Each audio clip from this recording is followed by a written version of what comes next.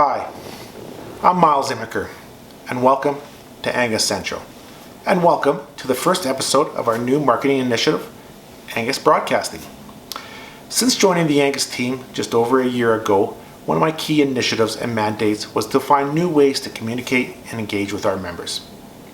2 weeks ago, we launched Angus Life, a new key marketing platform to our members.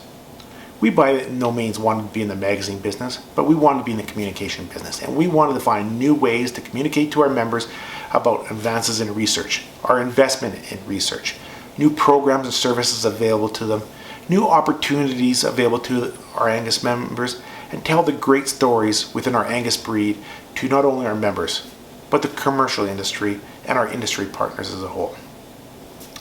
We know the platforms that our members want us to engage with are changing, and they are going to continue to change, and we want to be able to provide this messaging on those platforms. Hence, today we launch Angus Broadcasting.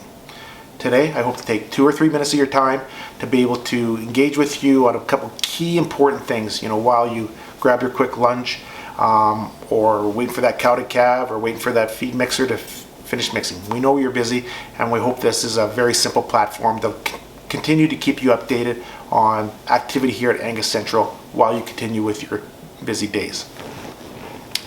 2 weeks ago, we just held our most recent Angus board meetings here at Angus Central. We had 3 great days with our board members discussing a variety of topics, from looking at new efficiencies in member services to updating activity on our research side or new research opportunities. We looked at some new marketing opportunities or marketing initiatives that we want to engage within our industry.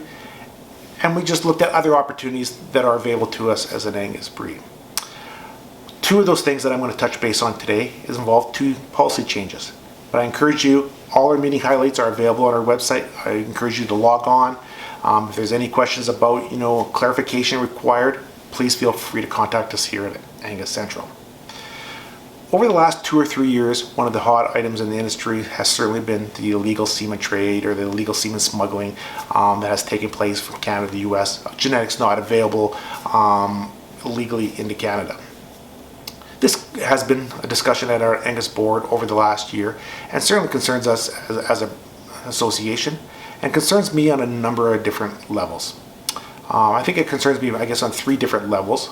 First of all, these protocols for semen import, etc., are in place for a reason. They're not trade barriers. They are there to prevent unwanted diseases from coming into our country. Some of the bulls that are in question are not qualified for Canada because they are positive for something that we do not want up here. So there is risk involved with the importation of those genetics when they are not tested to be here. Secondly, the investment risk. We have a number of members who make very strategic investments. They spend a lot of time, a lot of money traveling, looking for new genetics that they want to bring into their program to advance their program so they can share them with the rest of the industry.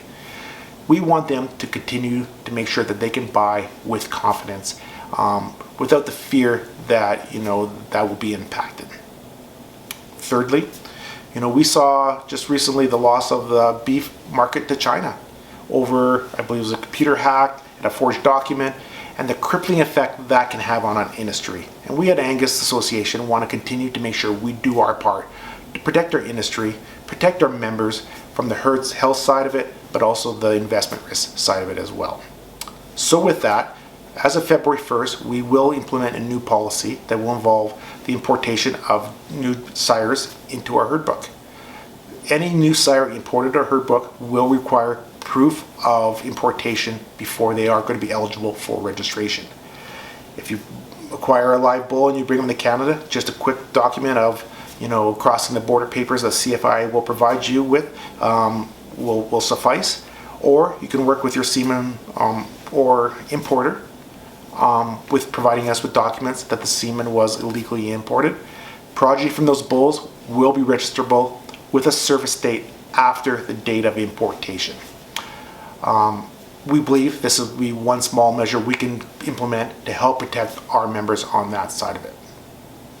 The second policy we were looking at changing was, one of our goals obviously is to continue to make sure we provide a platform that allow our members to market, sell, and promote their cattle across the border or to new other markets internationally. We want to continue to work with these partners to ensure that we have transparency on policies, and we are aware of what their policies are and how we can adapt.